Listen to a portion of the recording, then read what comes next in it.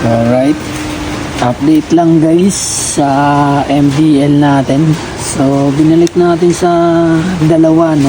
Pinalis natin yung extrang dalawa kasi hindi naman gumagana na maayos yung dalawa na yun, no?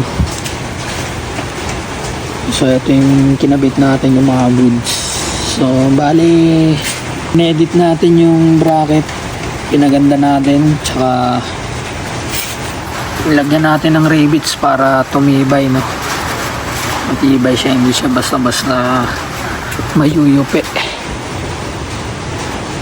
So kita ko sa inyo kung ano yung ano niya, kung ano yung tsura niya pag umilaw na siya. Alright, salpak na natin yung cover. Eto na guys, testingin na natin guys. Bale, nakabit na natin yung ano, yung mga cover niya. So ito yung high, ito yung low. So okay na siya guys. Pag bumili ko, okay naman.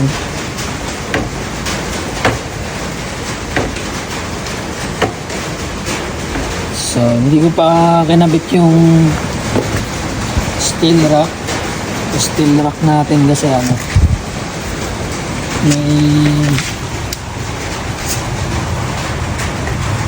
may tagos pa kasi, kaya tatanggalin pa natin siya.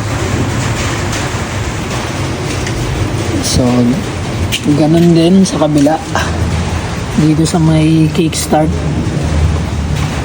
So makikita nyo guys, meron ng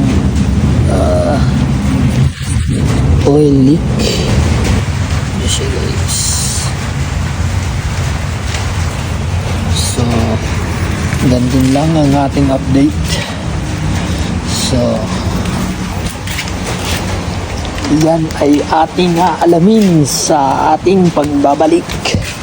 Alright.